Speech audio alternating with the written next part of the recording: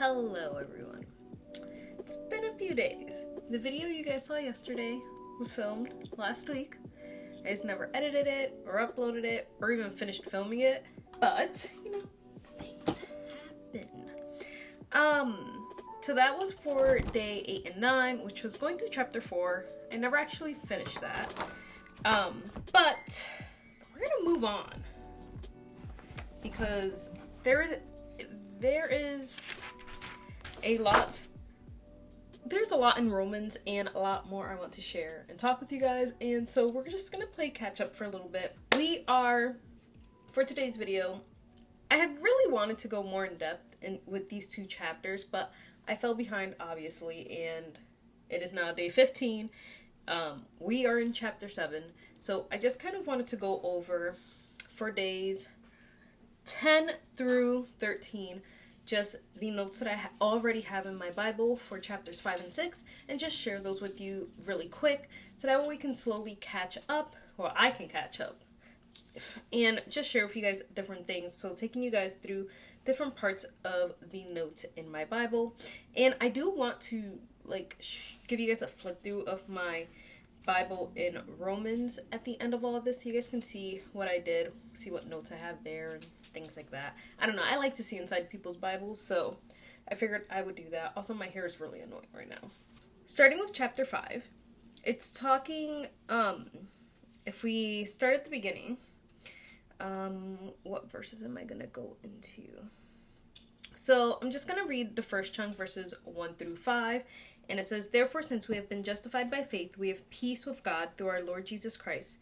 Through him we have also obtained access by faith into this grace in which we stand, and we rejoice in hope of the glory of God. Not only that, but we rejoice in our suffering, knowing that suffering produces endurance, and endurance produces character, and character produces hope, and hope does not put us to shame, because God's love has been poured out into our hearts through the Holy Spirit, who has been given to us." So, two different things that I wanted to point out there, because I really love this passage of scripture. I have a sticky note here, and I will just read it. It says, based on verse 2, it says, "Our relationship with God begins with faith, which helps us realize we are delivered from our past by Christ's death. Hope grows as we learn God's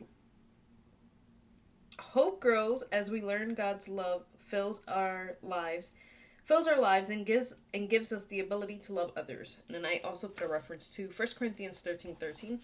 I didn't read my handwriting for a moment. But I like how in this section of this chapter, we see 5 things that we have.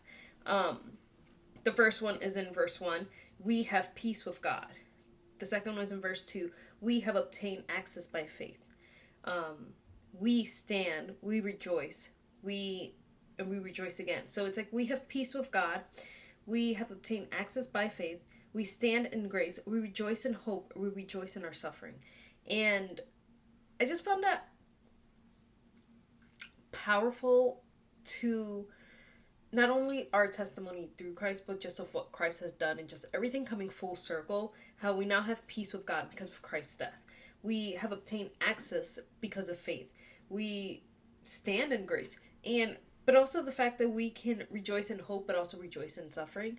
Because oftentimes, I think people take that too literal and think, because something bad is happening to us, we should be rejoicing. God has given us so much, and he is with us, and he has given us the strength, his strength to get through anything. So we rejoice in the fact that we have a God that is stronger and more powerful and bigger than our struggles and our suffering. That's what we're rejoicing in. And I like the second part of that. It says, knowing that suffering produces endurance, or so it's suffering produces endurance, which produces character, which produces hope. And I know in the KJV it's tribulation, patience, experience, and then hope. But those are my takeaways from that, because I know that that is a big part of chapter 5 that I truly really like. And then this is just, I don't know, chapter 5 and chapter 6 are really good, especially if you're dealing with sin, dealing with understanding what Christ has done for us. Like, even at the end of chapter 5, it says, "But where sin increased, grace abound all the more." And I love that. Okay, going on to chapter 6. We could talk here forever about chapter 6. I have tons of sticky notes. And just like, especially when I've been struggling with sin or whatever, and you're trying to like live this righteous life, it's like you have to remind yourself. Chapter 6 starts off with, "What shall we say then? Are we to continue in sin that grace may abound? By no means. How can we who died to sin still live in it?" Verse 6. "We know that our old self was crucified with him in order that the body of sin might be brought to nothing, so that we would no longer be enslaved to sin. For one who has died has been set free from sin." And then verse 11. "So you also must consider yourself dead to sin and alive to God in Christ Jesus. Let not sin, therefore, reign in your mortal body, to make you obey its passions. Do not present your members to sin as instruments for unrighteousness, but present yourselves to God as those who have been brought from death to life, and your members to God as instruments for righteousness. For sin will have no dominion over you, since you are not under the law, but under grace." And what I love about chapter 6 is that Paul is reminding us that sin can have a hold on us, but God has freed us from that. Like, we are not free to sin. We have been freed from sin, from the bondage of sin, from just everything evil that comes out of sin. God has freed us from that. Christ freed us from that. I have so much random notes here. It's like sin plays on our desires, and not necessarily saying our desires are bad, but like when they are before God, we can become enslaved to our desires, enslaved to our sin, enslaved to our idols, enslaved to other people, trying to people please. And Christ has freed us, and we can stand in his power and strength. And that's something I really love about chapter 6. And there's just so much to say, obviously. I think the Bible is so well put together, because if you're struggling with anything, you can find it in the Bible. And I just have random stuff here, and it's, we're to read the word, we're to take every thought captive, we're to be doers, not only hearers. And just like different things that even Paul himself touches on in almost every letter that he has written. He wants us to stand in Christ and in Christ's power and in what gives us life, and not what's going to bring us to death.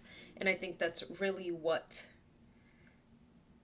his passion was really about. It's about reminding people that once we come to faith, we are free.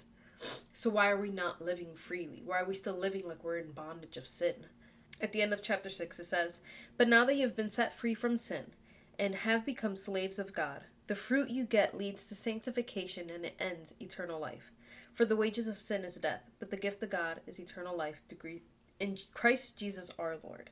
I just love Paul and everything he has to say, and how he oftentimes reminds us of where we were and what God has saved us from, what Christ has saved us from. What Christ has saved us from, and that always convicts me. It's like, Christ died for these sins. Christ died for this way of living. Yet, what it says here, verse 15, "What then? Are we to sin because we are not under the law, but under grace? By no means. Do you not know that if you present yourselves to anyone as obedient slaves, you are slaves of the one whom you obey, either of sin, which leads to death, or of obedience, which leads to righteousness?" And it's just a reminder for me that I am set free, that I am no longer a slave to sin, that I am an heir to the kingdom of God, and my life should represent that. My testimony should. My actions, my words should all represent Christ and the freedom that he has given me, and not the bondage of sin that this world holds us to. I think I'm going to end this here. This video is not going to be that long. I would have loved it to be longer, but this is what it is, and I'm gonna be okay with that. Definitely let me know down in the comments below where you guys are at in this plan. Are you guys behind like I am? I'm a little behind. How are you guys faring? What is God showing you in this? And I would love to hear your thoughts on chapters 5 and 6, because these are some of my favorite chapters of Romans, and every time I read them, it just reminds me of everything that Christ has done for me. So I would love to hear from you guys. I would love to chat in the comment sections with you guys. And hopefully I become more consistent as the rest of the month goes. We're halfway through, which is pretty exciting. So I will see you guys in the next video, which will probably just be tomorrow. So yeah.